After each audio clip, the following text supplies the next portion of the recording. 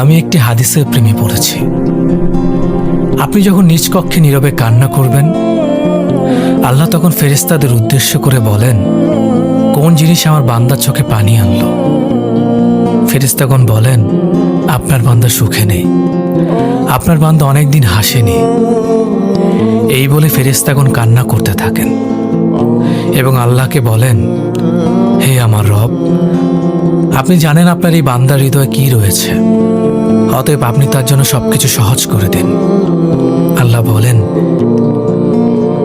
আমার এই বান্দা জীবন থেকে এমন কিছু হারিয়ে ফেলেছে যা সে অধিক ভালোবেসেছিল। অতএব আল্লাহ বলেন, আমি শপথ করছি, আমার এই বান্দা তার জীবন থেকে যা হারিয়েছে তার চেয়ে উত্তম জিনিস আমি তার জীবনে এনে দেব, যা দেখে দুনিয়া ও আখিরাতের সবাই বিস্মিত হবে। সুবহানাল্লাহ।